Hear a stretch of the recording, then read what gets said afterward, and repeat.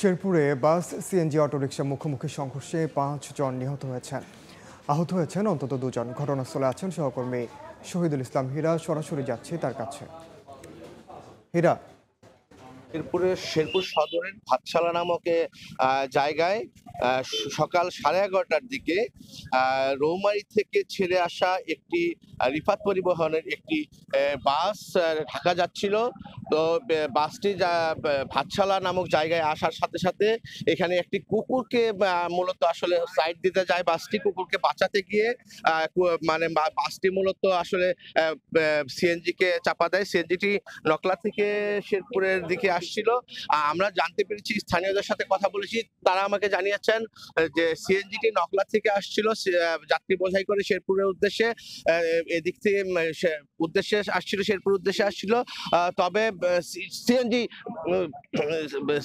সিএনজিতে যাত্রীরা যারা ছিল তাদেরকে রক্ষা করে, তাদেরকে তারা শেরপুর আসছিল।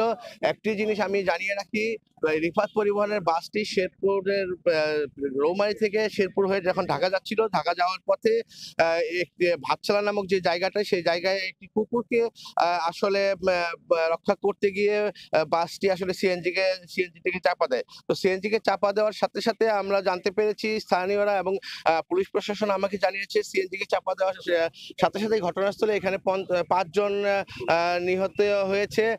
এবং আমরা আরেকটা বিষয় জানতে পেরেছি যে শেরপুর সদর হাসপাতালে নিয়ে যাওয়ার পথে একজন মৃতের মৃত্যু হওয়ার ঘটনা আমরা জানতে পেরেছি, কিন্তু এখন পর্যন্ত সেটা নিশ্চিত হতে পারিনি।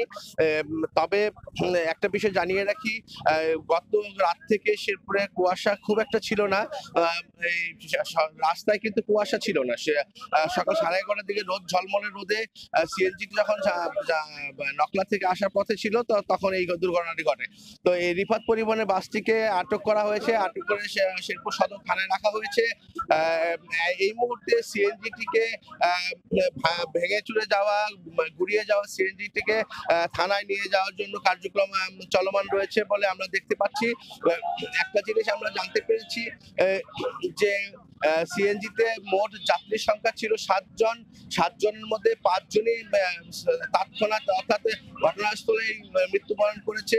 আর দুইজন গুরুতর আহত অবস্থায় ছিল। তাদের মধ্যে একজনকে শেরপুর সদর হাসপাতালে নিয়ে যাওয়ার পথে মারা যাওয়ার খবর আমরা পেয়েছি, তবে আমরা এই মৃত্যুর খবরটি নিশ্চিত করতে পারিনি।